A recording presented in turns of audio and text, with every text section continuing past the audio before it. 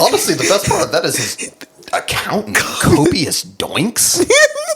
I guess that means like missed shots. It was 6 months ago, so this was after the double doink.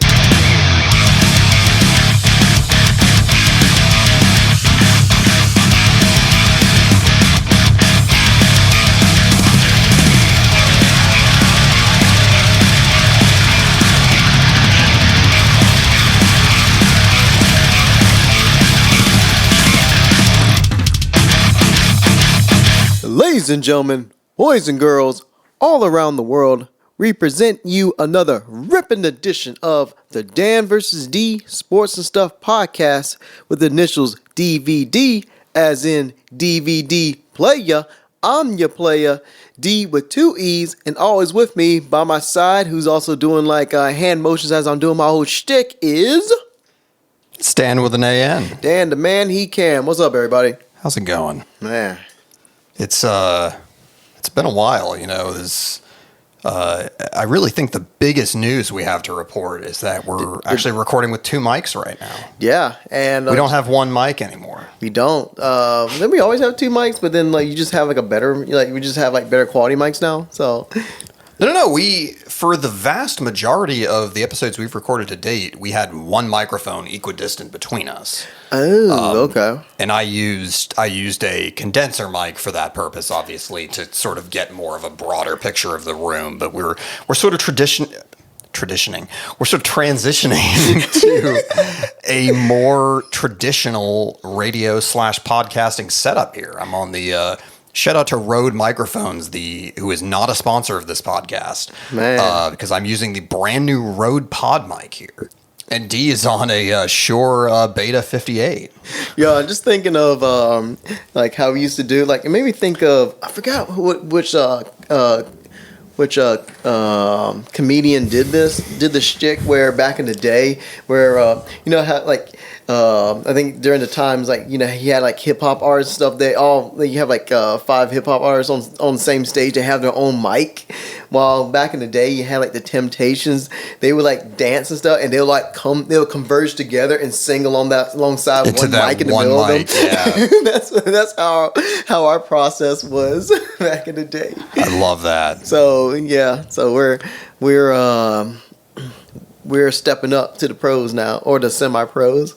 So yeah, we're back. We're live here, and Chiefs won the Super Bowl. Yeah. Nothing significant's really been in the news lately. I was kind of wondering what the hell we were going to talk about after 2 months. Oh no, you tell me. I mean, it's not like there's been. It's not like there, haven't been a lot of like horrible things happening or anything. No, sir. No, it's been all peaches. Peaches and cream. Yes. So, I mean, if you have a pulse, you probably know what's going on with the pandemic that's sweeping across the world. And we had a very, very surreal night last night where I heard, because, I get these ESPN alerts on my phone, and I'm sitting here and I'd gotten home from work and I was just literally like farting around on the computer. And I got an alert saying that like somebody ran out onto the court right before a Jazz home game, and they canceled the game. And I was like, oh, I think I know why. And I immediately went and like pulled up, because there was several other games that were ongoing at that exact moment. So I immediately went and like pulled up the ESPN broadcast, which was it was the Nuggets, and I'm blanking on the other team right now because obviously the teams involved almost are tangential to the story, but yeah, kind of over the next couple hours, literally watched like the NBA shut down on live television, and it was pretty wild, man. I've never seen anything like it. Not even from the NBA lockout. Yeah, no, I mean, because typically those happen like before, like in the off season and behind closed doors when it's like a business dispute or labor dispute, and this was on the heels of the league, apparently, according to Woj, like had a conference call and basically decided, okay, tomorrow we're going to announce that we're going to play games for the rest of the season without fans. But too late, the virus had just already made its way into the player pool, and obviously it was Rudy Gobert, the guy who was a freaking funny man when he was touching all those cell phones, and I don't have the heart to like make a whole lot of fun here because it's a really serious thing, and I mean he's to be clear, like his prognosis is fine. He's doing well. He's not even really that sick, at least according to people that have talked to him. So fine. But like Donovan Mitchell was diagnosed today. So like, it's a real thing, man. And yeah, don't be Rudy Gobert about it. Let's put it that way. Yeah. So the coronavirus, let's see. Last night, like they were talking about, let's see, they're talking about some, canceling some of the games, like the conference tournaments.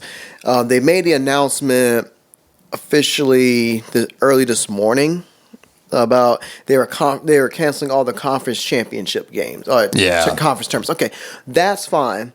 And then they was on a table of maybe suspending the men and women's NCAA tournament. Okay, that's fine. But like right when I finished, I finished my work and stuff. I went to the break room, had to grab my remaining lunch. They had the TV on ESPN, right? And I saw that, and then on my phone that they're canceling the whole tournament now. And like canceling, right? Like they're not going to bring the kids back and try to make it up or anything. That's what I'm talking about. That's why that's when I said wait and see when we're at the Target. I said wait and see because disclaimer. I've been in the medical field, as a CNA, off and on for like 10 years. So I am one who will promote health and wellness, safety, well-being, and all that stuff. For crying out loud, like I'm OCD about washing my hands and stuff. You know that. I was gonna say you're at no risk here. You never know. I'm joking, but like, yeah, no. But yeah, I hate the decision that the NCAA made. I think it was very rushed, and it was a rash decision because the NBA. Like, the NBA suspended this season, which means they put it on the shelf.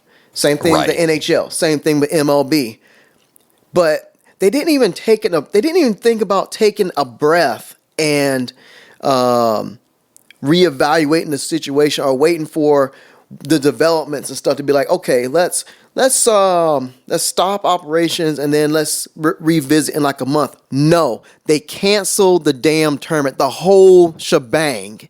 Now, I kind of knew it was screwed when they were talking about playing without the fans for March Madness, which is absolute madness. Because let me ask you, Dan, can you even picture the overall experience of a sporting event, especially March Madness, without the fans? That makes 75% of the whole overall exciting experience to the whole thing. Well, I've always wondered because, there was that crazy thing a couple years ago where the riots were happening in Baltimore. And so the Orioles played a home game without fans that weekend because they just couldn't, they were just like, look, it's too much of a security risk to get people into the stadium. So they literally played a game in front of their teammates and media, and that's it. But that's one game, man. Well, so my point is that yeah, everyone that was there said it was surreal and weird. I've always wondered how much do athletes really feed off the crowd in those situations? Because I'm a musician and I frequently play to crowds of sweaty young adults who like to punch and kick the air, and that's honestly a huge part of the thing. And I don't shout out to the little man. It's inside joke. But it's not the same. It's honestly. Not. Yeah, I picked up a guitar and played in my bedroom too, and it is not the same thing. You know what they call? A performance without fans? Practice. And I mean, I know that when they asked LeBron about it, that he said, I'm not doing that. Basically, he was like, I don't want to play not in front of fans. That seems silly. I used to think it was crazy. I thought he was like, oh, he's kind of stuck up. But I was thinking about it. As I was thinking about it more, I'm like, he's right. Why would you want to do that? But so I will disagree slightly. Simply, I'm not. Okay. I'm not done. Done. Keep rolling. I hate the decision because it's less about the entertainment factor. I'm a big sports fan. You're a big sports fan. I've been waiting all year, for college basketball and stuff, because that's like outside the NFL season. That's easily like my favorite time of the year. But if I could care less if they canceled sporting events for like a full calendar year, like because I got Netflix, I got Hulu, I got YouTube, I got Twitch, I got Spotify, I got video games, I got DVDs of TV shows, movies, blah, blah, blah. And I have friends and everything, like a lot of things that can keep me busy and entertained. I don't need it for the entertainment factor. What I hate about the decision is for the damn seniors. Think of it. That's true. Yeah. Think of you being a freshman, right? And you're a 4-year player. You grind it and say your team wasn't very good, but you rose up and you improved along with your team. And then your senior year, y'all finally make it to the point, and say you're a mid-major team, right? And you're a player that's probably never going to make it to the NBA, or maybe even not. Like maybe you can make overseas and stuff, but let's for all intents and purposes say that they're just going to be a collegiate player and that's it. Right. So doing all that grinding and stuff, all the blood, sweat, tears. Say they even had like a torn ACL and they had to grind and rehab and get back on the field or get back on the court. All those trials and tribulations, and then y'all finally make it, and say your team wins the conference championship, which is your only way of making it to the big dance, and y'all celebrating, y'all happy and stuff, and then all of a sudden NCAA says, nope, no tournament for you. No tournament for anybody. That means all your hard work.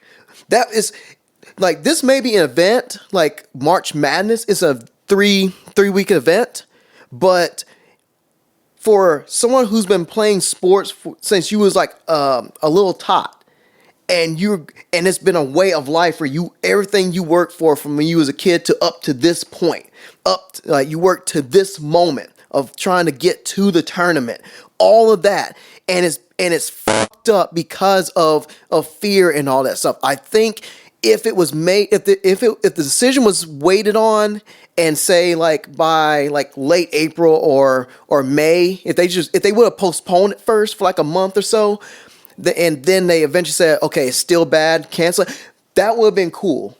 I would have stood for that. But I hate it for all the seniors who this is their last year of eligibility. Then you're taking away their memories here. This is their like that cheesy song at the end of the March Madness, one shining moment. This was their one shining moment.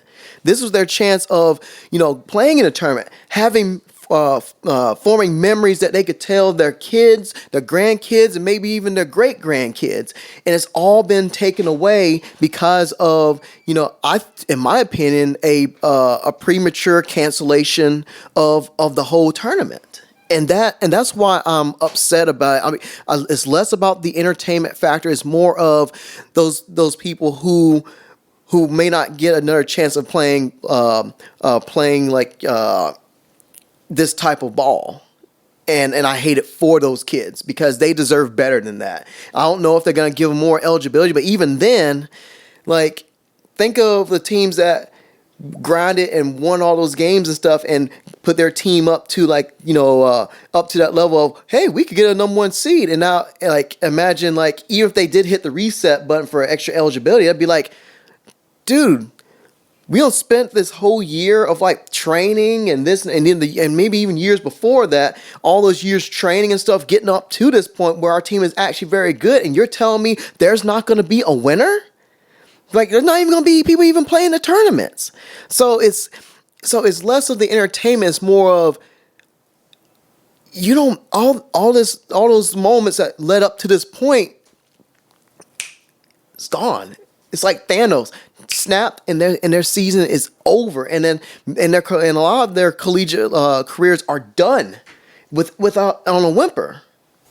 So, okay, so I hate it, man. I want to poke and prod a little bit here because that's what I do. Please do. I knew it was going to have a little bit of controversy, but that's how I feel. Well, so I wonder too why cancel the whole thing instead of just saying, hey, it's suspended. Because everybody else suspended things. My best guess is it has to do with the fact that like a lot of these kids are like either, to your point, graduating, going home, or even if they're not graduating, they're going home. They're, probably going to go be with their families or whatever.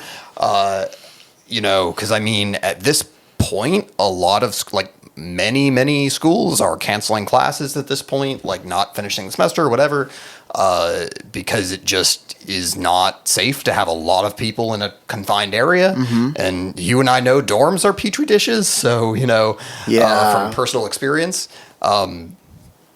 Seriously, I've never gotten sick more often than I did in those 4 years, but I suspect that's the reason, because it's not like you can ramp up to something like this. Mm-hmm. And then, because I think you agree, right, that playing games without fans is stupid. It's dumb. What's the point? Because, well, the other thing is, what's the point? There's still some risk because you're bringing players and their families together. You're still going to have a group of probably a few hundred people there. There's probably going to be media there, the support staff, all of this stuff.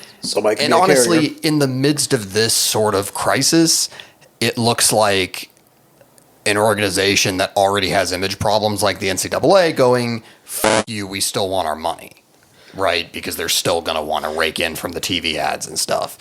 And so I agree that your choices are either play without fans or don't play.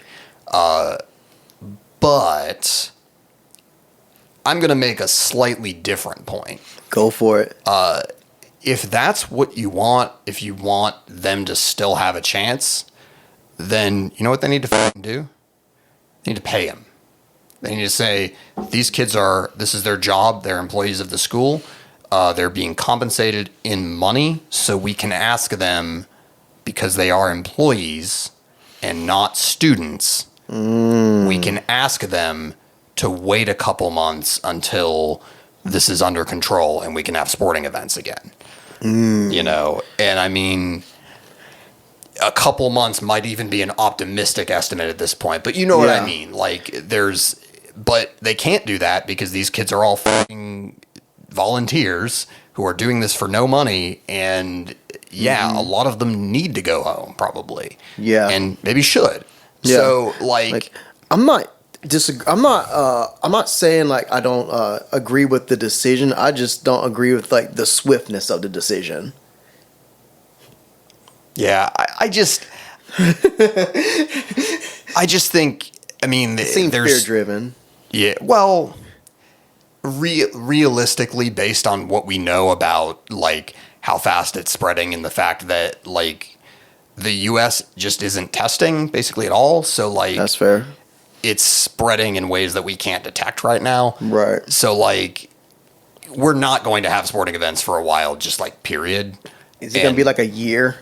No, I don't think it's going to be a year. I mean, again, if you use China as a model, they just called back players in the Chinese Basketball Association to report back to their teams. So, like, probably you're looking at if we're not complete ups about this like we've been so far, then you're looking at like 3-4 months probably, which that's not the end of the world. That's half the MLB season.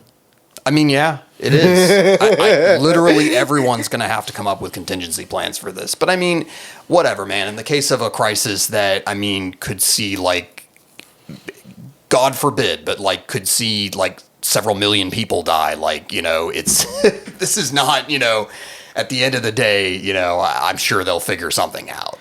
But I we can agree though that like it sucks. It really freaking sucks, really and sucks.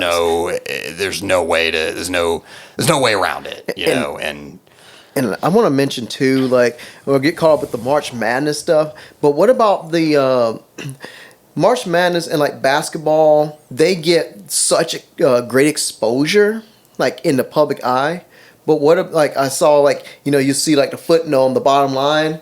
They also are canceling. They canceled literally like everything else. The remaining fall and the remaining winter championships and spring sports. That means it's affecting those seniors too. Yeah.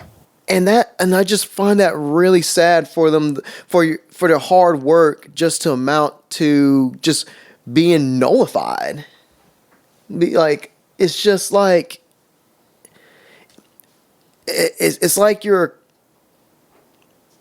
college career. I mean, it existed, but it's just like what's the payoff? There's no closure. And then if there's nothing done about the eligibility, like granting eligibility for these seniors, then that's gonna stick with those people for the rest of their lives. They're gonna be wondering what could have been. Yes, they're gonna be like, yeah, it was for the greater good and stuff. But there's gonna be a lot of people thinking like, man, I wish I could have had like a proper ending, to that chapter in my life. And that's what I worry the most about for those kids. Like this being the last page of that book, of that chapter in their lives. That really fucking sucks, don't it? Yeah. For that to end that way, that's what I'm more upset about. Yeah, it's because the kids deserve better than that, and you couldn't really predict this, and like it's just natural natural disasters, just these natural causes and stuff, these natural disasters and stuff, but it just sucks. But honestly, man, I hate to bang the drum on this because I almost feel like I'm changing the subject, but like that's why you should fucking pay them, because at the end you can say, okay, well, I have something from it. Maybe I don't have the trophy. Maybe I don't have bragging rights or whatever, but I have money that I invested. It's going to be hilarious. That I'm going to retire on someday, It's hilarious. You got the Kansases, the Gonzagas, dare I say, the Dukes. Like, you got to have all those number 1 and number 2 seeds and stuff, and you have all these top teams, and we'll never know who was truly the best of the best. Yeah. and that's a lot for a lot of people to handle. Be like, that was supposed to be our year, and that's gonna be the narrative for years to come. That was supposed to be our year, but it didn't happen that way because of stuff out of our control. People would deal with like losses, like, okay, we lost the game and that's why we didn't win the championship. But no, we were stripped of this. We were stripped of a chance to play for the championship. But I think it's worth. And I think your point about the natural disaster thing is more apt. It really, the NCAA is in a no-win here, right? Like, they don't want to cancel the tournament. They want their money, and as is their right. But, it's just crappy for everybody. And I guess the thing is, the flip side is I don't think any of us would feel any better about it if we watched this sort of weird, bizarre, silent tournament on TV, and then we still find out a week after it ends that like the best player on Duke has the virus and transmitted it to like half the players in the tournament. You know what I mean? Like that's the flip side, right? Is if they go ahead with it, the fear and the just bizarre surreality of last night where you like see a picture of Rudy Gobert pop up and it's like, he has the virus. It's like a, fucking like Agent bad. Zero? Well, it's like a bad, like shitty, like feels like Michael Bay directed 2020 so far, like, dang. Well, there haven't been any explosions yet, but it's like they would present his picture as like it's like Steven patient zero. It's like Steven Soderbergh directed 2020 so far. It's like this is the patient zero of the NBA. But like I I'd be cool to not go through that again, because that was not fun. And honestly, and I know it's stupid, man. I know people are going to listen to this and be like, man, you guys are myopic and selfish about this. But like, honestly, that was the point that I started to genuinely feel some fear, was like the sheer rapidness from which it escalated to a game was canceled, or from what escalated to like games without fans, game canceled, guy diagnosed, league shut down. Like it's insane. And I'm cool with not having that again. And even if we're canceling stuff preemptively to prevent that situation, then it sucks. It really sucks for the kids and for everybody involved. But honestly, man, I'd rather have everybody healthy in the end, and that's true. Healthy and able to like live long, productive lives with the degrees that they got, and that's the other thing that they're taking away at the very least.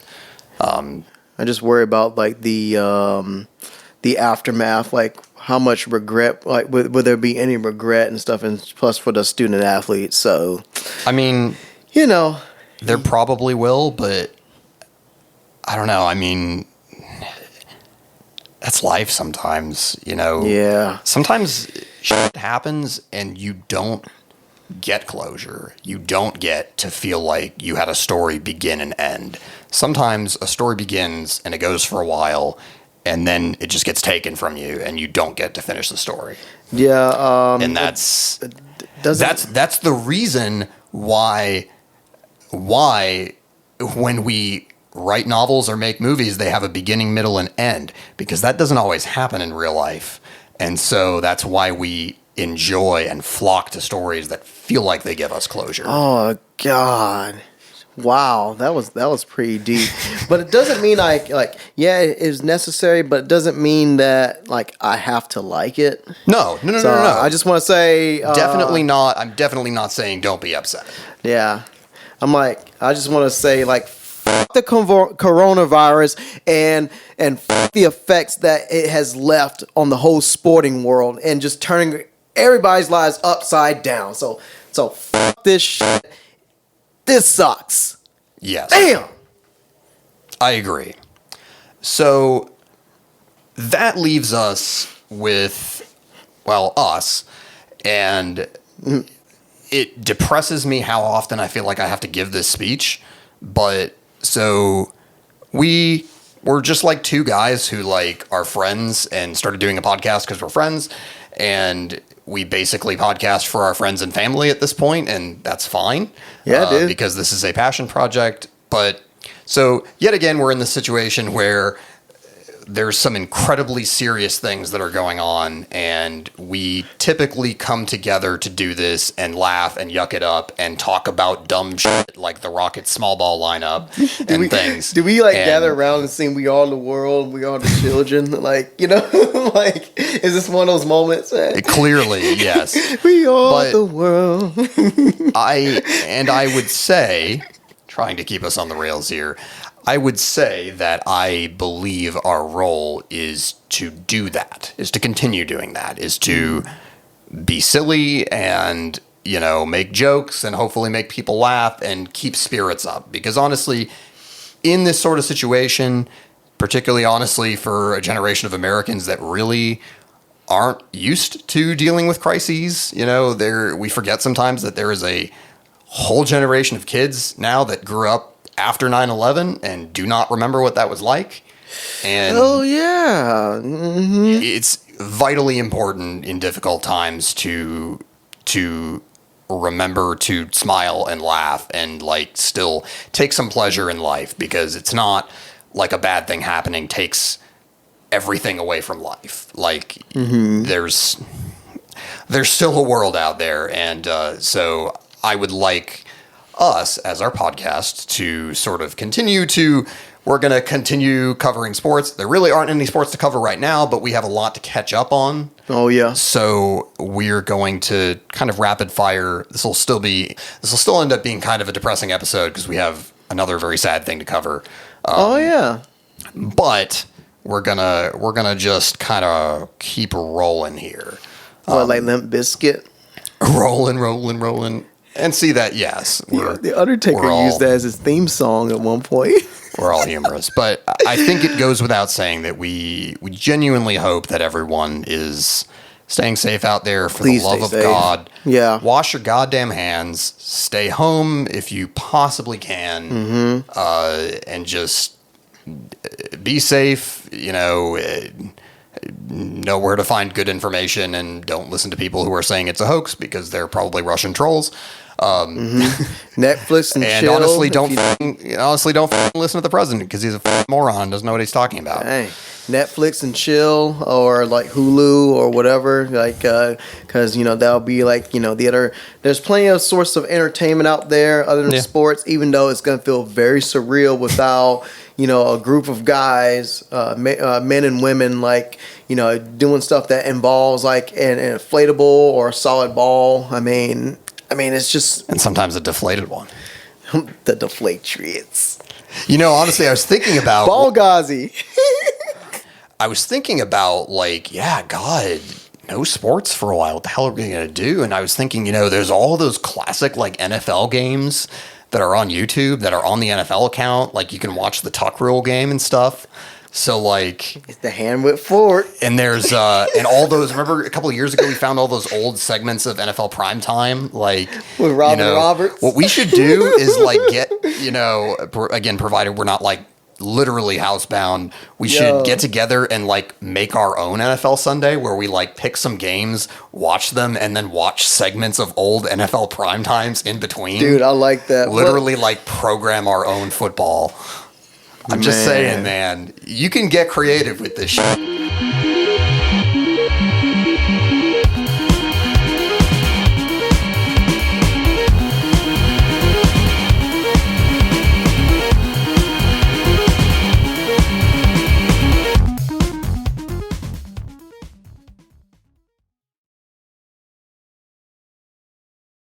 Yes, let's pivot to something else really depressing. So I was in such shock, I began the last episode without a theme song. And this is what I mean when I'm it feels like 2020 has been directed by a suspense thriller director person, because we've already had 2 different days of just spending an entire afternoon in just complete shock. And I am 100% cool with not experiencing that again this decade. I know that's way too much to ask for, but frankly, another week is probably too much to ask for. But obviously, by now, the just tragic and sudden death of Kobe Bryant and his daughter, and what was it? 9 other people that were, I guess 9 people total that were on the helicopter, and it's just we're probably gonna have to do a whole episode about that at some point. We're going to, for real. Pay our respects. As I think has been said very eloquently by some very good writers, if you're going to cover Kobe, you need to cover all of Kobe, and that means the difficult parts, the less good things that he did as well. But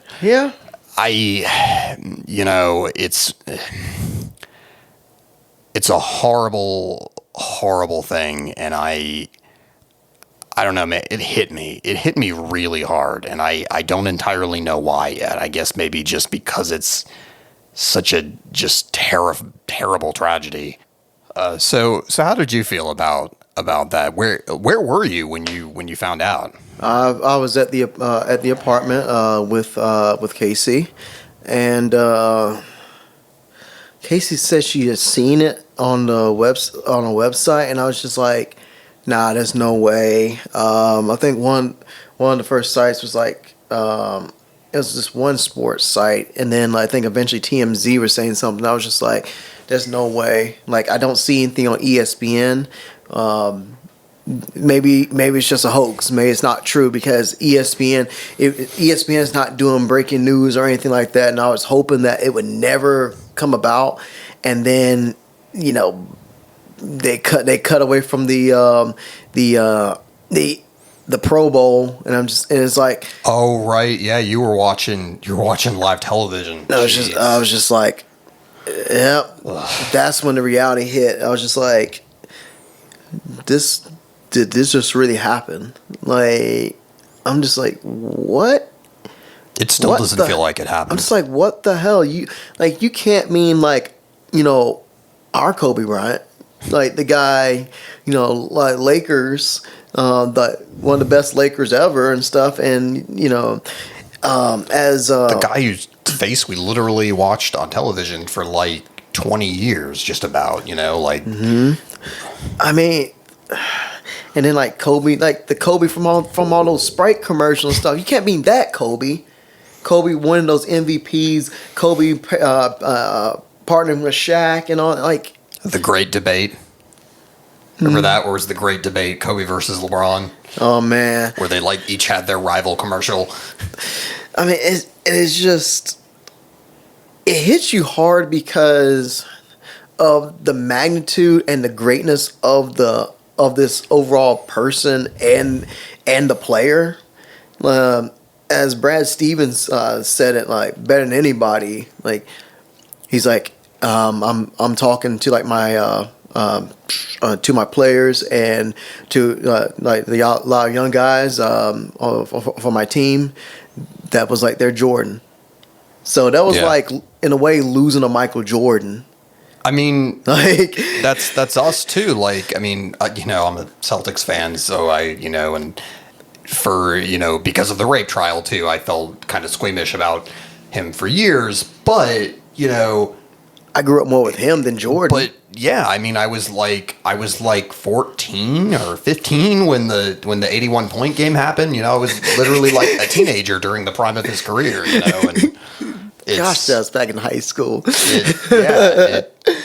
It's for the sake, or at least I would say for similar reasons why the loss of Chester Bennington from Linkin Park hit me so hard, because that was part of your life, man. Someone that was like, one of my like musical idols when I was like 13, and that some part of you always feels like those people are like superhuman, or feel like they're invincible. Or do you feel like you're going to have them for a long, long time? Yeah. And then reality hits and says, well, we got other plans. And, I mean, and in his case, where he just like really seemed to be becoming like a tireless advocate for women's sports, and, because he didn't have a son, he had all daughters, and, his oldest wanted to be a basketball player in the WNBA, and R.I.P. Gigi. There's a part of me that feels like there's an alternate universe where she gets there, and and maybe that helps that sport reach a bigger segment of the population, and it's. I still remember that story of it's like, hey, you don't have a son to carry your legacy, and then she like taps that person I think on the shoulder or something. She's like, I got this.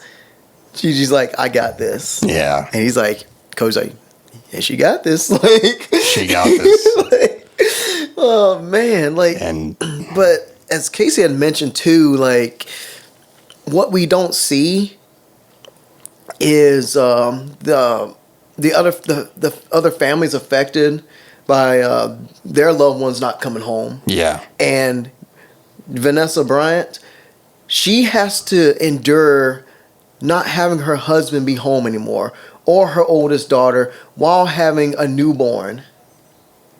And yeah, I mean, while comforting all of the other kids. And I can't.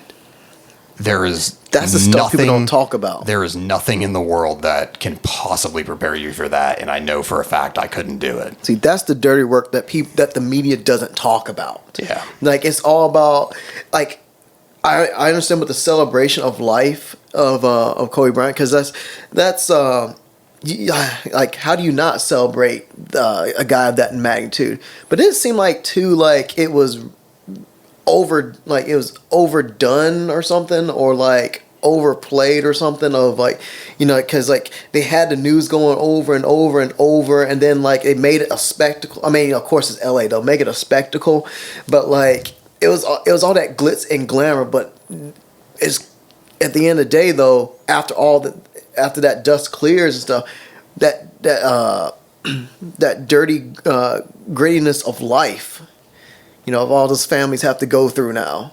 Yeah. In that aftermath. So, and you know, it kind of the thing that sprung to my mind immediately, and I was not the only person that made this connection, was the very sudden death of the Yankees catcher Thurman Munson in the late 70s. And because when they went on the broadcast and Mike Breen is literally in tears and he's talking about that comic where the two characters and the characters like, I just don't feel like playing ball today. That comic was about Thurman Munson, and same thing. He died very suddenly in a plane crash. His wife, actually, who's still alive after all these years, they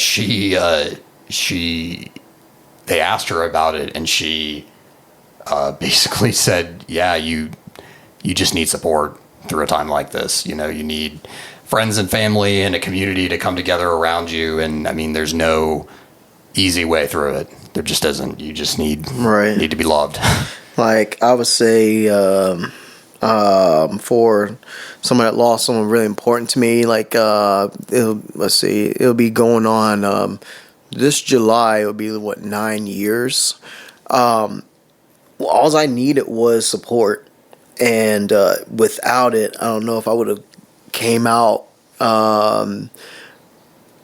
stronger at the other end. Because when it comes to tragic moments like that, you have to lean on your loved ones or your friends that really that can really give you a shoulder to cry on, or give you or support, give you like a support when you feel like you can't go. I mean, it's still hard to believe with probably like easily one of the greatest basketball players gone. And when I hear stuff about him being a mentor and stuff, it seemed like in some cases he probably was like outside the basketball court better than Jordan, because he was like nurturing and mentoring and the young guys and young women and all that. And it's just like, man, like you really were, planting your seeds of helping people grow. Like, wow. It seems like particularly viciously cruel that we were robbed of this part of his life. And it seemed like his life was just beginning. Yeah, in a lot of ways. He seemed like he was really enjoying life. Like, you know how when you feel like you don't have to worry about going to a job anymore, like you don't retired, like and stuff. It's like one weight was off his shoulder, like a big weight was off his shoulders, and then he didn't have anything else to prove, and then he was able to, he's at a comfortable position in his life, because he ain't got to worry about money or anything, and even just making an appearance, he get paid by that, but he seemed like a guy who was ready to, who was ready to do the things that he wanted to do. And he was doing those things, and we're robbed of, being able to see what he could have became. I mean, he was this basketball player, but at the end of the day, he was also like this human being. Yes, he made his mistakes, small, big ones, but at the end of the day, he was, I didn't hear a whole lot of negativity coming from, like from the media. I mean, I guess the media can be biased, but put it this way, the rape trial would have gone very, very differently for his reputation had it happened in the Me Too era. And it needs to be acknowledged. It needs to hang there in the air for a minute. I guess it's it's difficult to like just see like the whole glitz and glamour without looking at the whole body of work. Right. And it seemed like people really glossed over that. And why would you talk about that? Like, I guess when he all died, when he died like immediately, like that. So there's a reason that our natural tendency is to group people into these very generalized groups of good and bad, because it's much more difficult to confront the reality that like a person can do a really awful, terrible thing and then do good things later in their life, and vice versa. And it's really up to the rest of us to try to square all of those things. And, they can all be true. You can say, yeah, the guy did a lot of good things in his life, but he did a bad thing also. And I mean, we're all human, and we're not 100% pure. Right. Like the good and the bad, the yin and the yang. And in a way, and I hate the fact that this is now a thing I'm referencing in regards to a real person. But I remember in a recent episode, I was talking about like what you would consider a first paragraph of the obituary thing. Damn right. It's amazing because my older brother, like when we were younger, used to have this old basketball goal. I remember this fond memory of my brother just like he would shoot the basketball. Really good shooter too. Every time he would shoot the ball, he would say, Kobe. Kobe. A whole generation of kids did that. And it's amazing because he didn't say Jordan. He said Kobe. And he was like, I think I mentioned that mentioned that memory to him, and he was saying a lot of people were all on Jordan because he was the hottest thing, and hey, he was the greatest basketball player on the planet. Honestly, he was a little bit biased. He couldn't really stand Michael Jordan anyway because he was like the big rival to his bad boy Pistons. So, but Kobe was like that brand. Like outside of Jordan, like he was like he was the next brand you thought of in basketball. Yeah, and it's just like. And I mean, he was awesome. Both during and after his career, like, was one of the most famous people in the world. Like, was a much like Jordan and LeBron is like an outsized celebrity, like beyond the world of sports. Yeah, like I just like how I was just like, you hated him because he was that good, especially when he. I didn't like him when he ruined the back-to-back for the Celtics. Yep. Because that was supposed to repeat, but he willed them right, yep. and they took the chip. I mean, Kendrick Perkins missing Game 6 of that series or that whatever hurt. really swung things. But yeah, that hurt. But yeah, rest in peace, Kobe, Gianna. And everybody else that was on the plane, and many prayers and blessings to their direct families and their friends who are affected by losing their loved ones from that plane that day. Yes, and I said this in the intro to the last one, but I am gonna say it again because I just think it's a good thing to make a habit of doing. Just tell the people you love them. Because the world is really cruel sometimes, and you may not always get another chance. Jay Williams mentioned something when it had first happened, and I liked it because it was live because there's no bleeps. And he said, like, if you got like people you dislike or you have beef with people, he said just let that shit go. Yeah, it's not worth it. He's like, excuse me for cussing. They're like, it's okay. And it's like, it's true, because you might not be you might be really angry at somebody, and then you might wait. Okay, I'll eventually will bury the hatchet, and then next you know it, that person's gone. Yeah. Then living like every day like it's your last, and not taking life for granted, because as I mentioned before, like honestly, like I mean, I'm not naive. Like I am naive, but I'm not too naive to think that my dad was gonna live forever. But I thought he would live to his 90s, but not even that happened. And then it just when he passed away, it was like it seemed like I had a long time with him, but it was just like 22 years. That's still not a lot of time.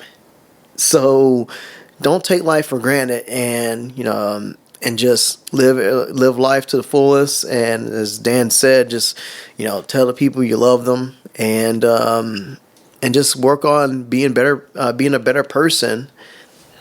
Maybe wait a little while to hug them, because we have to practice social distancing. But tell them you love them. Yeah, because most of us got smartphones. You can tap or slide that talk button and say, "Hey, I love you" for like a minute. Yep. It's not that hard. It ain't that hard. So, yeah. All right. R.I.P. Kobe. R.I.P. Kobe. It won't be the same without you.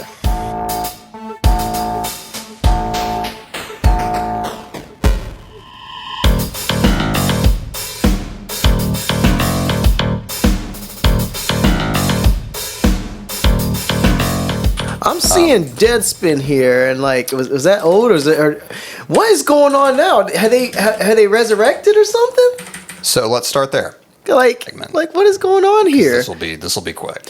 Like, because I remember last time Casey checked the site and it had not changed, but that was a couple months ago. So what's going on? So as you know, we covered this in the show back around when it happened, but yeah, Deadspin is no more. The entire staff quit en masse in like November or October, whatever that was.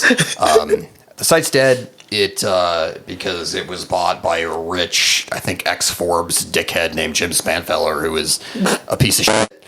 And here's what I don't get about it. It's one thing for someone to have a certain vision for something, but I feel like a guy who is very savvy on finance would look and see that, like, essentially what made the site its money was all of the writing they did that was about politics and about things outside of just like game recaps. Mm-hmm. Honestly, their pure sports takes weren't that great. What made them great was their reporting on things like Larry Nassar and Joe Paterno when that was going on, and the Manti Te'o thing in a more lighter sense, but like their coverage of things like that were not, LeBron's shooting fewer threes this year. You know what I mean? Like they weren't analytical. Like there's other people and sites that did that. That's not Deadspin. Joe Burrow's butt when he avoided mooning the crowd, he just kept it on and took the sack. But this guy was like, no, let's take away all of that, all of the things that make this site money, and let's only have like game recaps. And that's why the whole staff quit, because they were like, F this, if we can't do what the literal point of the site is, then we're not doing this anymore. And so I guess the site still exists and the guy owns it, and he has now hired a new editor-in-chief, some guy named Jim Rich, who insists that he's not crossing a picket line, which, I mean, in a sort of literal sense, he isn't, but I think in a spiritual sense, he definitely is. Because nothing about this, like, in essence, this is supposed to be a revival of Deadspin, and he's now gone and hired some writers too, and it's like interns. No, like real writers, people who are going to be full-time employees of the site. But like, Spanfeller still owns the site. Nothing about what caused the staff to quit has changed. I mean, I do understand the point of this, because if you've ever loved a thing that has a brand, that brand's corpse will be flogged to death before your eyes until the day you die to wring every last nickel out of it, because that's how capitalism works. What the Zune? No, well, okay. That was bad. The Zune was bad. It's why Disney will make shitty Star Wars movies long after we're both dead. Because if someone loves a thing, they will be asked to pay for it over and over and over and over again until they won't pay for it anymore. Like the Powerpuff Girls 2016? Yes. Hey, remember this thing you like? We're going to make sure you wish you didn't. The short summary of our bizarre tangent is that, like, reboots of things almost never work. Go figure. And I couldn't be more like anti-Deadspin revival if it's not rehiring the original staff and like that freaking moron not owning the site anymore. A vessel without a soul is not living. Hey, that's some deep ass shit. There's just no reason to do it, and it's literally like we can wring a little more cash out of this thing before all of its brand equity is gone. And I just, it's everything I hate about the way our society does business.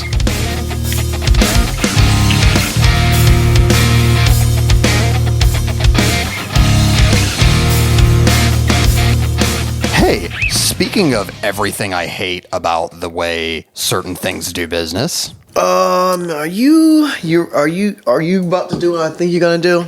I'm gonna just sit here and listen because this is gonna be Dan's show. This is gonna be right now. This is Dan's show, and I am just gonna let him roll with it because I'm ready to hear him just spit these bars. So Dan, the floor is absolutely motherfucking yours. I do feel like there really ought to be an Ice Cube backing track behind me as I'm doing this. Just play No Vaseline. So when Ice Cube's solo album came out, one of the last tracks on the album is the now legendary No Vaseline, in which he didn't diss NWA so much as he just ended them. And that's what I'm about to do to Major League Baseball. Let's go back a little while. Let's rewind. When I was a little kid, when I was like 8, 9 years old, we had a Nintendo 64. And one of I think the third or fourth game we got for our Nintendo 64 was a game called Ken Griffey Jr.'s Slugfest. And it was a game that had sponsorship from the Players Union. So in addition to Ken Griffey Jr., it had a whole bunch of real MLB players from the 1998 season. Nixon. Sorry. And I can, because of how much time I spent playing that game, I can name almost every player on the 1998 Red Sox. Because, as you may know, my family is from New England and from very close outside Boston. And so I was raised a Red Sox fan and, have had many wonderful, happy memories of watching Red Sox games with my dad and going to Red Sox games and, watching many championships happen and all that stuff. And so like I formed over the years a very deep bond with the franchise. Deeper than New England? I'd say it was pretty much a dead heat because I spent about as much time following the Patriots too during that era. Okay. I followed the team religiously and I watched the playoffs every year and I would freaking go through the schedule and find when games were on ESPN because we didn't get Red Sox games locally. And when I learned what it was, one of the first like mildly expensive things I bought for myself when I graduated college, had a job, and like had disposable income of my own was a freaking MLB.TV subscription because I wanted to watch Red Sox games. Good man. So I've not only that, but I've like given the franchise and the league hundreds of dollars of my money over the years. So I feel like that entitles me to have a say in things and also to complain when things I don't like happen. So we arrive at today. So some things have happened to the franchise over the last few years. Generally speaking, I think most people would describe John Henry's ownership of the franchise as successful. I want to say bought the team in either the late 90s, early 2000s, something like that. Over that time, the team has won like 4 championships and has made the playoffs numerous times. And, under the original leadership of Theo Epstein, became one of the smartest front offices in baseball and hired a lot of, analytics, forward-thinking people. And really the machine, the player development and scouting machine that Theo Epstein built sustained the franchise long after he left. Yeah. And Ben Cherington basically was axed because he made 2 bad contracts. The Hanley Ramirez and the Pablo Sandoval deals. And I think it's instructive to remember that, because that's basically what set in motion kind of a domino line of effects. Ben Cherington had those awful contracts, and the team missed the playoffs. I think 3 out of the 4 years he was GM. So he was canned. Same sort of, it was like a Hinkie situation where he resigned because they brought in someone over him. Your obligatory mention of Sam Hinkie for the win. Yes, I got it in. There you go. And it was topical. They bring in Dave Dombrowski, who, his MO is trade prospects, bring in big league talent, win championship, which he did accomplish. They won the championship in 2018. Yes, it did.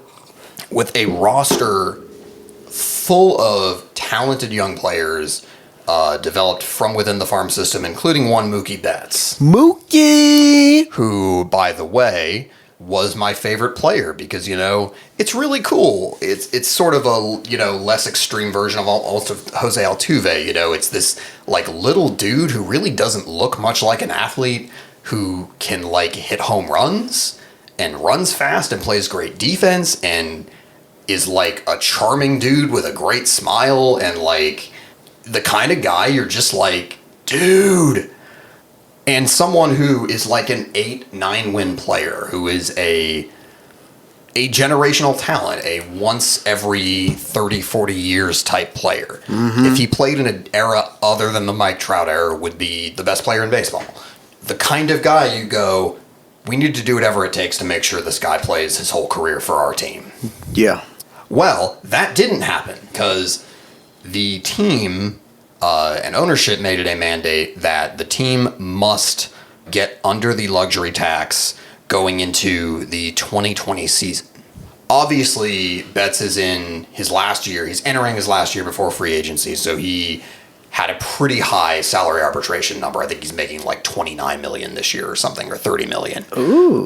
Which, honestly, once he signs a new contract, that's about what he's getting. He's getting $30 to $35 million annually, even if he doesn't sign a super long contract. That's just what he's going to get. That's honestly, and you can see studies of this where people have determined the true value of what a win above replacement is worth in terms of millions of dollars. And that metric says that even Mike Trout is super underpaid. That's just what it is. That's just the economics of the sport. And since they instituted the luxury tax, every franchise has basically used the luxury tax as an excuse to cut costs. They've treated it like a hard cap. And they've used it as a reason to not spend money on free agents.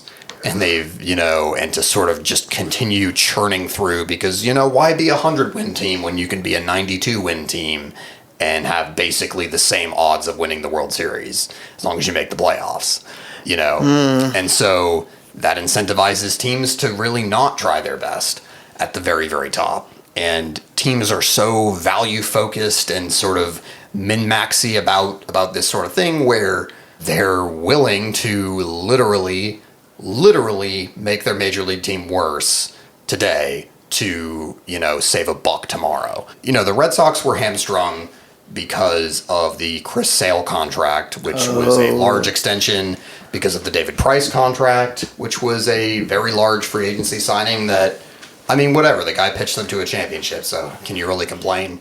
And then JD Martinez obviously opting in to his contract, which was another big chunk of change. So the team basically had no way to get under the salary cap for 2020, but to freaking trade the best player on the team, the best player in, non-Mike Trout division in the league to the freaking Dodgers and make the Dodgers better. And the Dodgers will still find a way to not win the World Series. And let's be clear, what they got back was fucking peanuts. They got back, like, their centerpiece of this deal was Alex Verdugo, who, by the way, is not even the Dodgers' top prospect. They got the Dodgers, like, number 3 prospect. Oh, my gosh. I can't even put in, like, I can't, I'm saying these words, and it feels even stupider than it is to say them. And I'm a level of upset about, like, I knew this was coming. I really hoped they wouldn't go through with it. I hoped that they would figure some other way to save that money if that really was their mandate. But I kind of braced myself for it. I really didn't think they'd actually do it, and they did. And I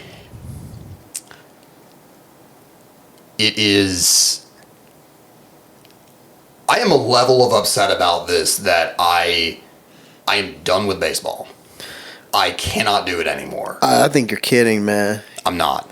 I'm dead serious. Are you? And you're about to stay on the record here. Are you certain about this? Because you, like, as long as I've known you, you've loved baseball. I don't know what it would take for me to come back to the Red Sox after what I would consider like a betrayal of the fans of this magnitude. Ouch. Because let's be clear, they didn't do this for the fans. They didn't do this definitely not to make the team better or more exciting or more fun or win more. They did this to save fucking money.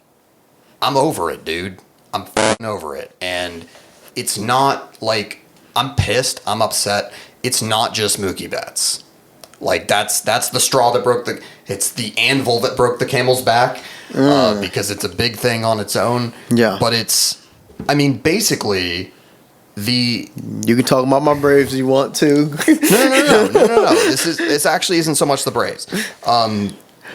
It's the whole sport. I'm trying not to read directly from I literally wrote down a, like, frothing rant in a note on my phone because I didn't want to forget how upset I was. Read it.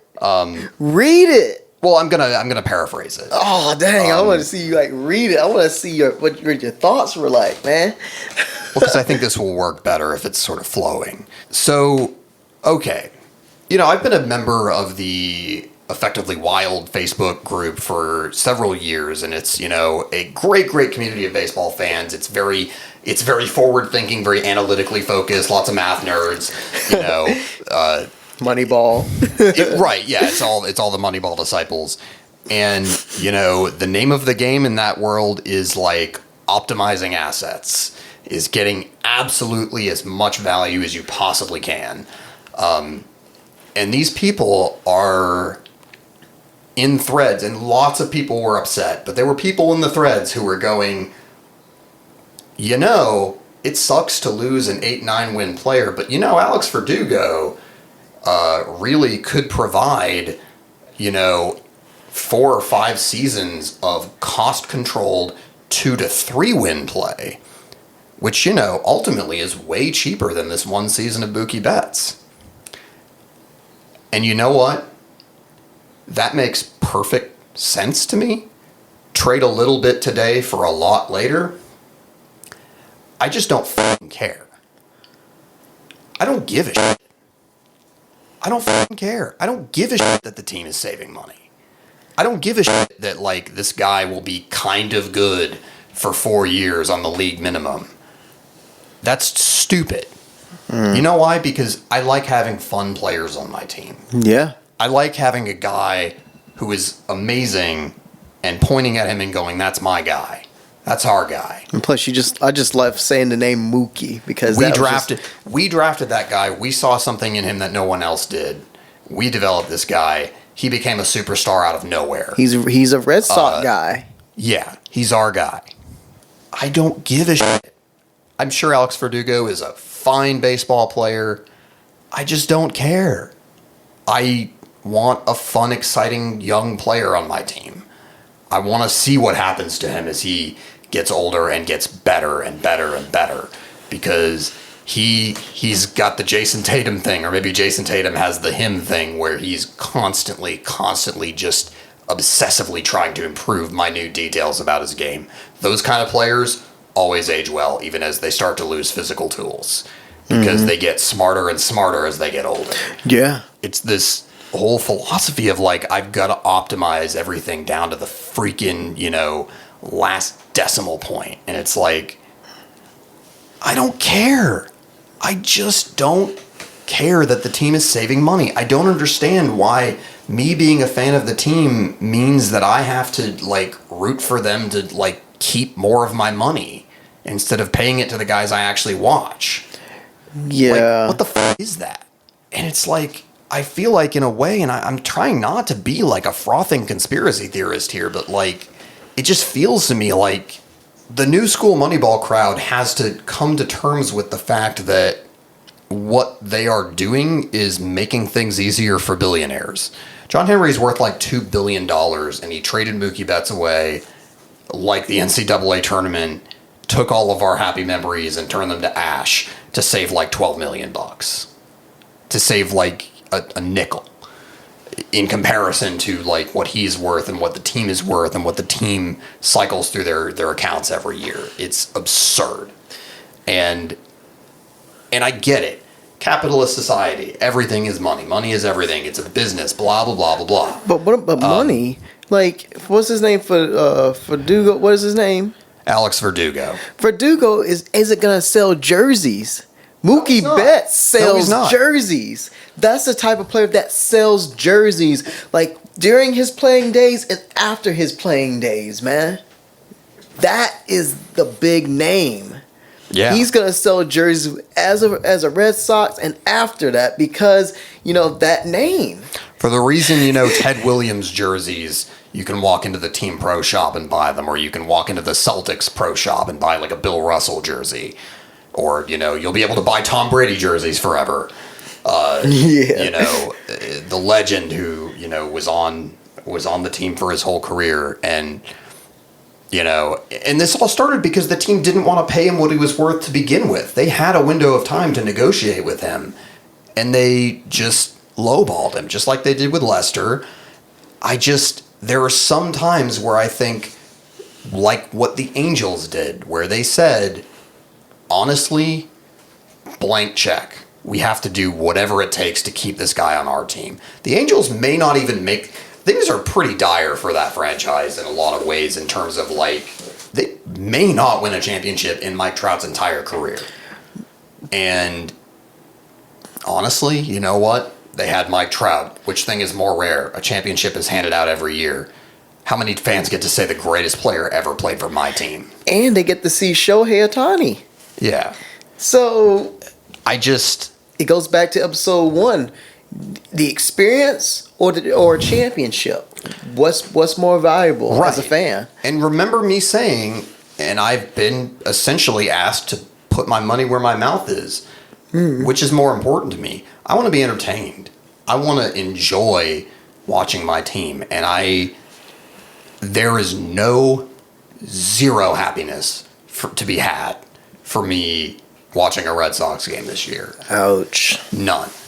Because I'm going to be thinking about who's not there the whole time. And the way in which the franchise just kind of thumbed its nose at all of us. And I'll be honest, the day it happened, I tweeted at the team and I said, I'm canceling my MLB.TV because you know what? At Red Sox is right. Baseball is not worth spending money on. And I canceled it. And I deleted my account and I unfollowed the team and I unfollowed like every other baseball account I follow pretty much. And I stand by that. For as long as John Henry owns the team, I'm not a Red Sox fan. And frankly, I am so tired of like rooting for front offices instead of players that I'm honestly just done with the sport. And you made a good point earlier. There are many, many other things I can do to entertain myself than something that like routinely pisses me the fuck off. Yeah, I mean, so I'm done. I don't care. I'm sure I'm sure like, you know, if there's a Twins fan listening to this podcast who has watched like every player they've ever liked leave is probably looking at this and being like, oh, what a dick. But I don't care, man. I'm done. I don't enjoy it anymore. Peace the fuck out. Thanks, baseball. You successfully succeeded in making yourself completely unfun. I hope you enjoy your declining revenue and declining fans and, you know, the fact that literally, like, no young people seem to be getting interested in your sport for some reason, maybe because it's so goddamn boring. It's like, because Dan, you're going to make Dan turn to a basketball fan, because at least they got Zion Williamson catching bad passes off a backboard and still dunking it. Like, that's exciting, man. Like, you know what? Because honestly, a product of a system where the players have, or at least superstars have way more power, is that teams were lining up to sign KD. You know, the Oklahoma City didn't trade KD going into his age 27 season to save money. You know what I mean? And frankly, the Pelicans did, but their hands was kind of forced. This is my point. This is my point when I always bitch about tanking is if the rules are encouraging teams to do things that are like actively hurting the product, then change the fucking rules. Like, I'm not arguing that it's not smart to like maximize your assets and save money and blah blah blah. But they blah. did Like change the rules. That's what every smart business person does. That's not the problem. The problem is this is a closed system. It's not like the stock market where it just happens sometimes. Like, this is a closed system and you can affect people's behavior by incentivizing different things. Frankly, if you're going to have a lottery, I think every single team that doesn't make the playoffs gets one ping pong ball. Boom. No more tanking. You either make the playoffs or you have the same shot at the number one pick as everybody else. Also, you forgot about this. Yeah, we kind of covered that on a previous one. Not lately.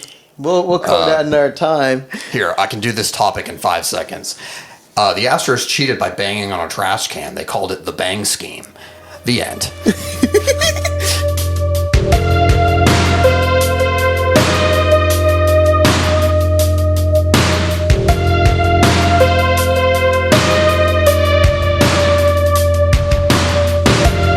So I wanted to introduce a new segment on this show.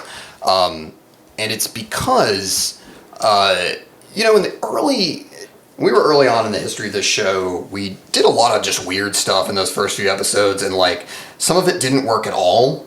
Like Football cookies. No, Football Cookies was amazing. But like we did a lot of just weird stuff like that, you know. And more recently, I think we've kind of gone into a pattern, especially because we record so infrequently that we tend to just want to like rush through and cover as much news as we can. I would like to bring a little silliness back in. Just because we haven't in a while, and I love doing dramatic readings of things. You know, I'm thinking back to when the Prophet Ajaja thing, and then the Prophet Sam Hinkie thing, which, again, like, just go back and listen to episode 3. It's like 3 years ago now, or 2 years ago, but it's amazing. You kind of made that, made it up off the top of your bat. Off the top of my... Yeah, I guess we're retiring that segment now, too. Yeah. So, I figured we'd start here. And so, this segment is we're going to go to just some things on social media, maybe YouTube videos or posts, and people haven't learned that you probably just shouldn't have comment sections like anywhere ever, because literally nothing good ever comes of it. We're in this section where the Red Sox announced the trade and like had a bunch of weird, bizarre, self-serving quotes. Oh, by the way, here's what we got. We got outfielder Alex Verdugo. Oh, and also David Price went to the Dodgers as a salary dump. We got Alex Verdugo. Of course. Who knows who that is? We got infield Jeter Downs, that feels very much like a create-a player, like auto-generated name. And we got catcher/infielder Connor Wong. It's really great when you have a player who doesn't know whether he's a catcher or an infielder. That really sparks real optimism for someone's future in the game. Without the slash, it was like synth. Synth. Synth. But so let's go find some comments here. So it's a comment from a guy named Dan with an AN. Oh boy. And that comment reads, "Cool. This was a gutless and cowardly move. I canceled my MLB.TV and I won't be supporting the team again." Oh, and right below me is a guy named Mark who edited his comment too. I wonder what he edited it to say. But he's real dedicated to carrying water for the shitty ass ownership group. So here's Mark. "I will support the Red Sox ownership as they have brought us 4 championships over the last 17 seasons and with 3 different managers and many player changes. Let's wait and see them play this out." Why don't we dive into this thread here? Oh, here's John O'Connor, not to be confused with John Connor from Terminator. "Mark, when I go to a restaurant and the food starts going downhill, I stop going. If I've been watching a TV show and it goes downhill, I stop watching. When the owners raise ticket prices and trade a once-in-a-generation player, I stop watching." He gets it. John gets it. Gets I shouldn't have chosen a silly accent for him. For the first time in many years, I'm just not looking forward to the season at all. I understand this is part of the game, but it still stinks. This one hurts. She has 42 replies too. Dang. This team scored 905 runs last year, lol. Betts didn't score all of our runs for us. If you think they won't compete, you're forgetting they still have JD, Bogarts, Devers, Verdugo, and Benintendi. We still have guys that score a ton of runs and drive-in runs. Thank you, Daniel. Here's Bobby. "Jennifer, ... Ditto. Think about the kids. He was a great role model for Red Sox Nation." He randomly capitalized Sox, but nothing else. The Sox, man. You gotta emphasize the Sox, dude. Dude, this one guy, Daniel, who's not me, I want to be clear, is just so dedicated to like commenting on every one of these and just being like, "Oh no, dude, these billionaires that did a shitty thing are awesome." I love that. I love when like people are like, "Oh man, the billionaire is my friend." Betts wasn't going to resign anyways. Plus, Red Sox have finally learned their lesson. 10-year contracts are insane anyways. I could be wrong, but outside of Max on the Nationals, has there ever been a $200 million contract that has actually been played all the way through? Those contracts are albatrosses. Oh, here we go. Here's my shit. Here's Jay. "What a terrible, horrible, sorry group of executives that this team has. The great Boston Red Sox deserve so much more than a cheap, greedy owner who is willing to pull a tank job to save some pocket money. Absolutely shameful." So generally speaking, people agree with you, but then there's some people who are just willing to just straight up defend. Well, here's the thing. These people agree with me and they're pissed, but they're still going to support the team anyway because fans always go back to the laundry and never support the players. And that's why I say, you know what? Honestly, one guy was right. When you are like, when there's a product and you are disappointed with the product, your only option is stop buying the product. Like, honestly, yeah, if you're going to complain and then just keep spending money, there's no incentive for them to change what they're doing. So, you know what? Fine. They don't deserve my money. But there is loyalty to the brand outside of the greedy billionaires and all that stuff. Like my Bulls absolutely suck, and the whole hashtag Fire Garpax has been trending for like the last 5 years and stuff. But I try to make an effort when I can to watch Bulls games because, hey, it's the Chicago Bulls, and you also have some interesting, fun players. So, but I would also argue, Garpax are respectively bad at their jobs, but I would still argue that the team is trying to win. Now, what I don't understand, and again, this is like a whole podcast, but like what I don't understand, we haven't even really gotten to the Knicks. I do not understand why fans of the Knicks like still support the team. Like I know you love the team, but like this isn't getting better. It's never going to get better. And honestly, isn't there just better shit to do with your time than like feel like crap all the time? Let me tell you, like a little, like just stop. Just stop supporting the team. Like be happy. Like this is life, dude. Like find something else that makes you happy. Let me tell you a quick story. I was on Twitch and I was watching it was last year. It was the 2K championships. And this is when they actually have like the actual teams affiliates for 2K. So like New York Gaming, they were like entered as an 8 seed, and they won. They won the whole championship. And I put on, and I should have known better, but I was stating the truth. Like I guess there was like some truth to it, but also some comedic gold. I guess I was saying like. Maybe the actual Knicks basketball team should ask the Knicks Gaming for some pointers or something like that. And then this dude just says, STFU at Moroku 1617. This was last year. Damn.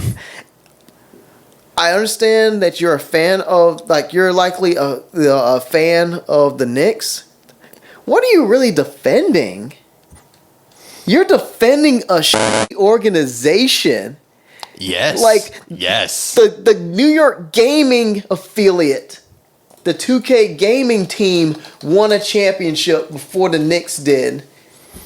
Like, the Knicks have won way back in the day.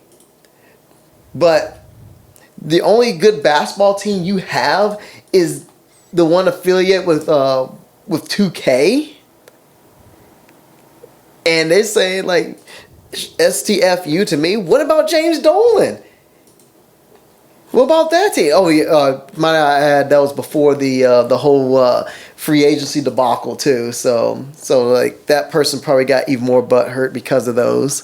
So apropos of nothing, our next place around the internet that we're headed to is the Tim Dog video, Fuck Compton, a video that is probably best known for its very strange directorial choice of having two really buff men swinging like a light bulb at the end of a power cord in the background. Seriously, I'll put a link in the show notes. Look it up if you haven't seen it. It's just a great slice of early 90s. It's also a great diss track too. Yes. But we're gonna read some comments here. So I want to start from Yo Boy Abe. Guys, I think Tim Dog doesn't like Compton. Oh, okay. I'm looking at Young C Music here.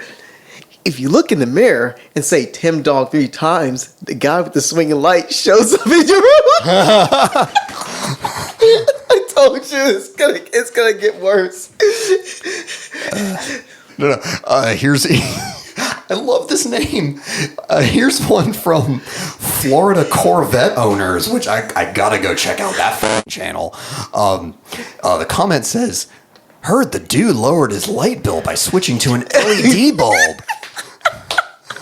Oh, here it comes. The Freaky Robber. And they say Suge Knight started the East Coast / West Coast beef. Like laughing crying emoji. 5 of them in a row. We gotta see some of the comments under here. This didn't start it for sure. Oh, and the Freaky Robber replies and says, "Since such a genius, who started it then? ? There never was. No.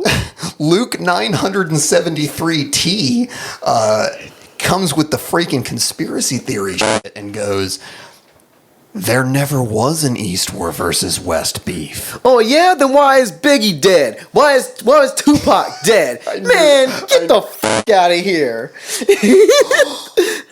Oh my God, OG Skywalker. Nobody died. It was industry beef. Nothing more. Man. What?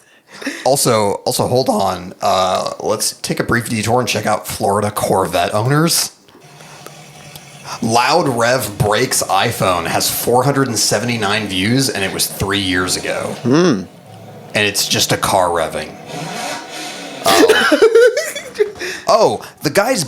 It's a video of a guy revving his car on purpose when a dude walks by to surprise him and make him drop his phone. Oh, so it's people being dicks with their cars. Oh, that thing that people with muscle cars never do. Still active though. The last video was posted 3 months ago and it has 56 views. I will note that Florida Corvette Owners has 82 subscribers, which is significantly more than I do. So, let's see. Does he have any public playlists? Oh, he was really into Linkin Park. Anyways, let's go back to Tim Dog. Adidas 20. Oh. The 20 is numbers and the 0 is words. He has balls, I must say. Exclamation point, exclamation point, exclamation point. Most top rappers would not have gone this far. 4 dots. In fact, he even said names. Something most would not do! Exclamation point, exclamation point. Legend has it that buff guy is still swinging that light. That's from our buddy. I hope that's not his real name, but... Okay, from Sir Chuckwagon. Sir Chuckwagon. You've gotta have a good voice for Sir Chuckwagon. I'm probably gonna burn for this. I think those guys were there to begin with, and the director was like, quote, you know where we should film this at? Where those motherfuckers swinging them lights around.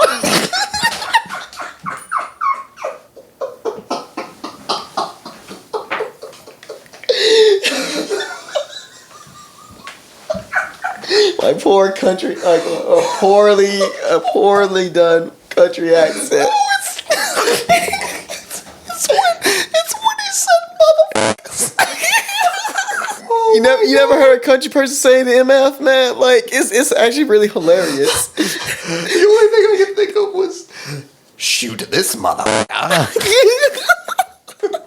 Oh my gosh. Hold on. Someone responded to Sir Chuckwagon. Does not exist 305. Sir Chuckwagon. Bruh, I f***ing died. Bless you, man. Oh my God. Is this name just gonna live on like Gucci and them? Sir Chuckwagon. Oh my, Sir Chuckwagon. Sir Chuckwagon. We're not worthy, Sir Chuckwagon. He just sounds like a country guy. He sounds like a country guy of royalty. You know, one time Dee and I were playing Rocket League and we got matched up, and our teammate was this guy whose name was Gucci. Gucci. And we still talk about Gucci 3 years later. We weren't worthy Gucci. I think this sounds like someone's real name, so we're just going to go with Amante.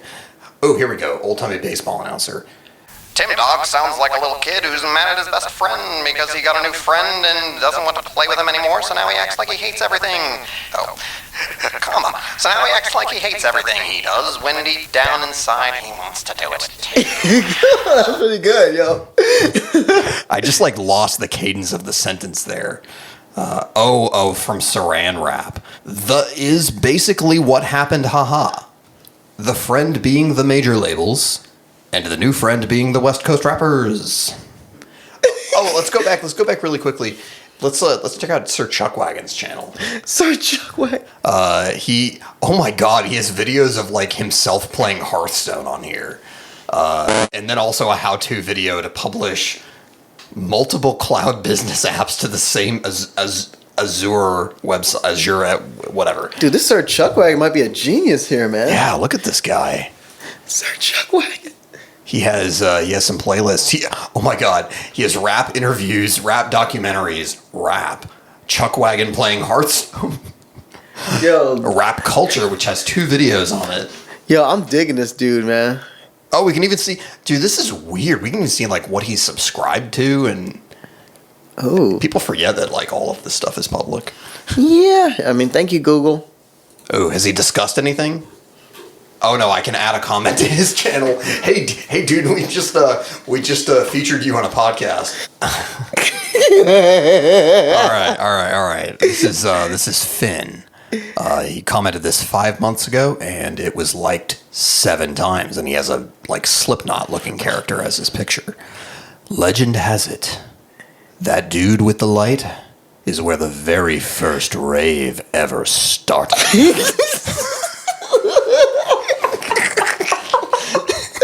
It's just about that dude, man. It's either about the beef. It's either about the beef being a conspiracy or that dude, the buff dude. Well, now legend has it he's swing that light at Kennedy Airport. I know why electricity bills are high. Thanks, Uriel. That was good. From It Hurts 1 month ago, liked 4 times, and his picture is an it.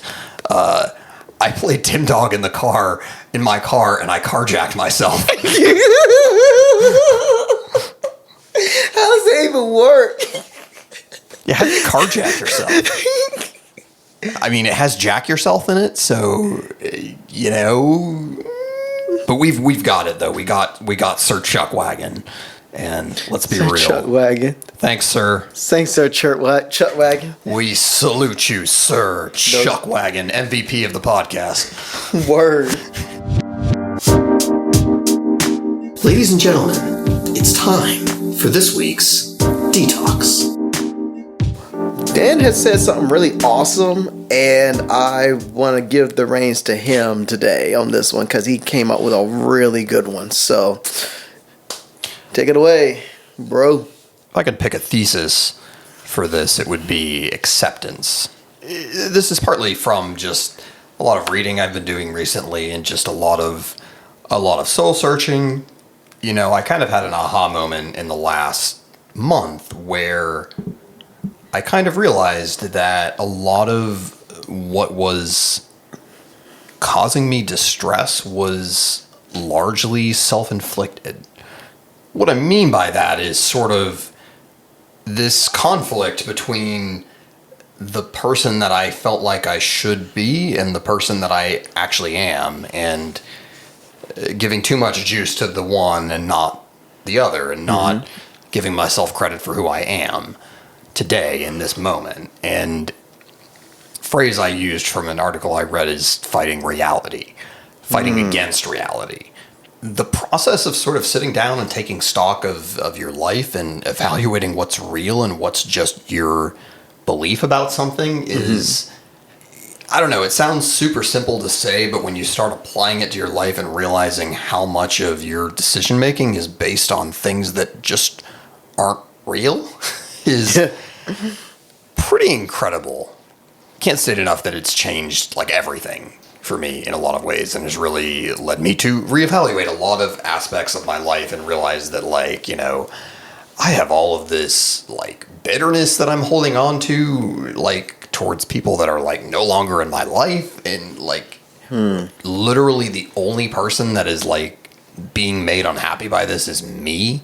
And really it's over like something that doesn't exist. It's just my own perception of things that I'm upset about, you know, like, I don't know, accepting where you are kind of lets you cut through all of that and focus on like, I'm here today and this is where I live and this is what I do and these are my friends and, you know, this is my life. And it's not, don't improve it, don't recognize when there's things that you want to change or work on or progress, but it's not constantly telling yourself that everything is wrong, you know, that everything is, that you must change everything simply because you're feeling uncomfortable in the moment.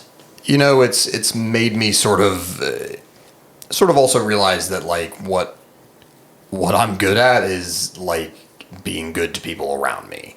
Right. And being kind. And I think I actually said something similar to this either last time or one of the recent ones where I was talking about like just being good to the people that are in your sphere and how powerful a concept that can be. Because we all tend to have this idea that like we use the phrase change the world way too much. Mm-hmm. You know, like changing the world is great, but maybe not so much if it's at the expense of someone next to you. Something that literally all of us can do is to be good to each other in the moment. And part of accepting where you are is realizing that some of the big, big bad things you can't change. But what you can do is little things, is kindnesses in the moment, is honestly things like taking time to like hang out with your friend and mug it up in front of a microphone for a couple hours. Woo-hoo! For more or less no reason, just because you like laughing at his silly southern accent voice.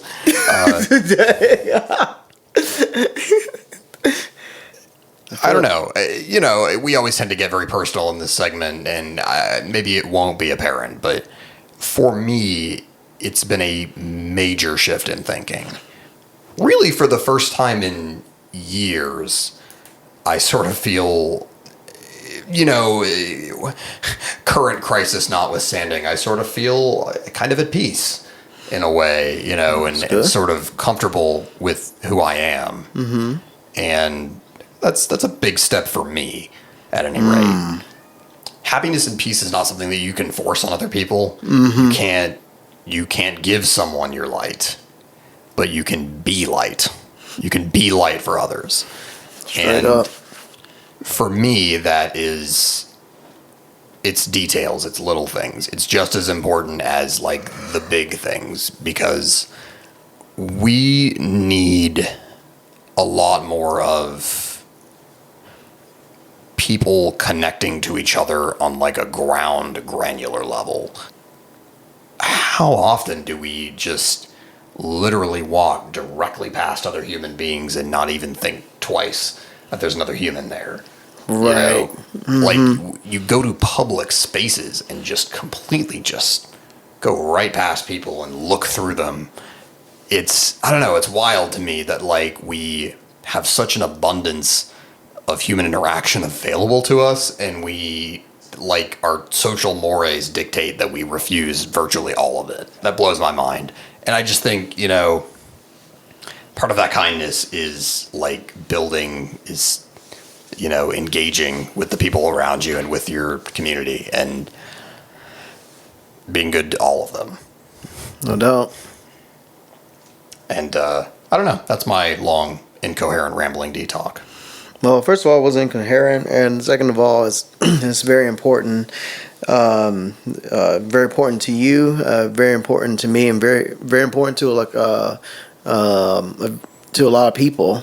I mentioned that like something similar last, I guess, couple episodes ago, and you had mentioned about it's like being there, like when I was mentioning about like being like an example and like helping, guiding people, I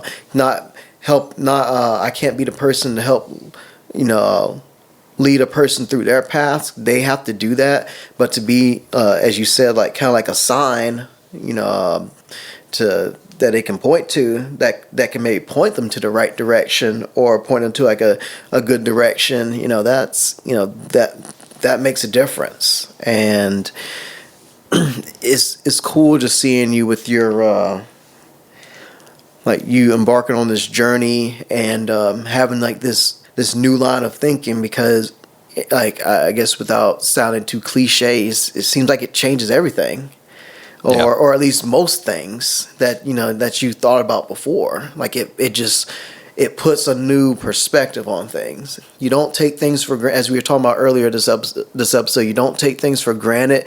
You look at things in great detail, and you just have like a greater appreciation for the things and the people and the lessons that are like right in front of you that can help. And you, with that new perspective, instead of allowing that stuff to tear you down, you're allowing it to help build you up or build off of the things that you're learning to be a better person for a better tomorrow. So, well, years ago, I remember reading the famous and now very sort of cliched piece of writing by John Donne, the guy who it culminates with "For whom the bell tolls, it tolls for thee." One of the other famous lines from that piece is when he says, "No man is an island." There's sort of the direct meaning of that. Oh, right, he's appealing to you not to see yourself as part of an interconnected web and not as an individual thing. And that your existence is dependent on others around you. And honestly, I hope that maybe we can learn something as a culture about interconnectedness. Because honestly, you and I, realistically, just from a logical standpoint, you and I are not under mortal threat right now. Part of the reason you take those precautions is because it might be way more of a threat to the person that you pass it on to. Right? Yeah, we have parents who are much older than we are. Right. And, they're they're more susceptible to it and their immune systems aren't as equipped to fight off this stuff as, our bodies are. And I remember that's what Casey was talking about too. So right. With her parents and stuff. Simply, just you getting it and recovering is not the whole story. No, it's not. And I don't know, it's a terrible way to learn that lesson, but we are all interconnected and our actions expand far, far beyond us. And unless you are literally a person who lives in a cabin in the woods, you interact with other people every single day. And all of those, we went to the store today and we interacted with many different people. We walked by people in the aisles. We said, "Excuse me." I moved my cart so someone could get past. Those are all interactions. Those are all ways that we came into someone else's life for a brief moment and then, we're gone. America loves its rugged individualism and this idea that one person can do it all by themselves. And no, you can't. Don't even try. Not even Jordan could do it by himself. He needed a Scottie Pippen. Yeah. No. I don't know. Maybe we're just getting to the point of detox where we just are repeating the same thesis again. But that's something that's very important to me I hope as many people as possible realize that interconnectedness and interdependence doesn't have to be a scary thing. Oh God, these idiots might get me killed. It can also be a positive thing. If you get in a car accident, odds are every stranger around you who's never met you in their life is going to probably stop their car, jump out, and run over to see if you're okay. That in itself, that's a comforting thought, if you think about it. It really is. Sometimes it ain't always as bad as you think. That's all I'm trying to say.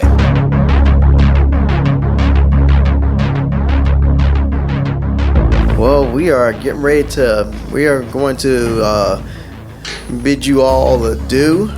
Just thank you once again for just sitting through another episode of our podcast.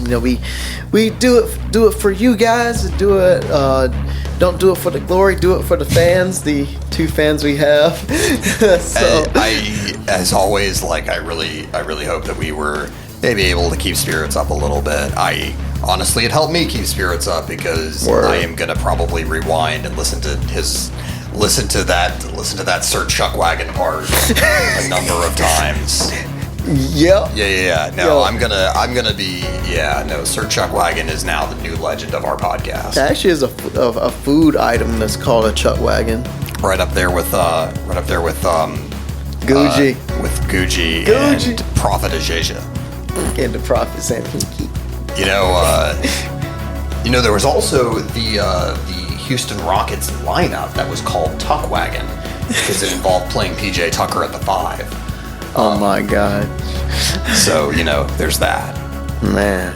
But, I mean, as lineup names go, I think the death lineup always wins for, coolest name of a lineup.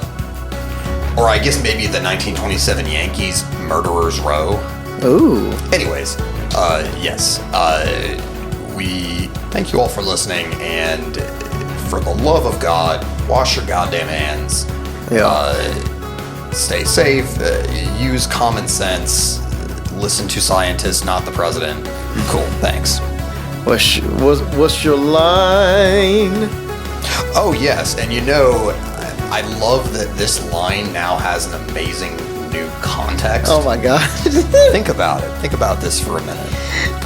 I wish that I could just hug you all, but I'm not gonna. But someday he will. I wish I could just hug you all, but I'm gonna practice social distancing. And you should too. Thanks, everybody. Good night, everybody.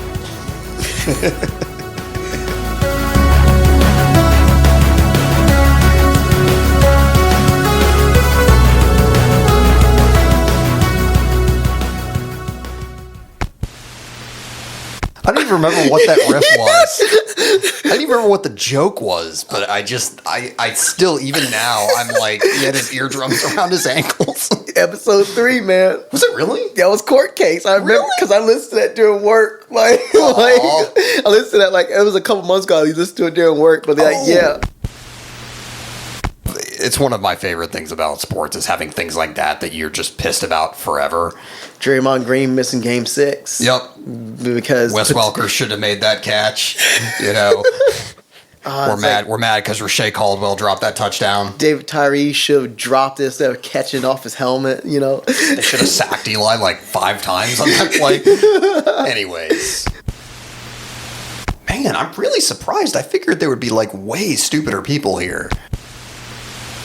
In which he didn't diss NWA so much as he just ended them. And that's what I'm about to do to Major League Baseball.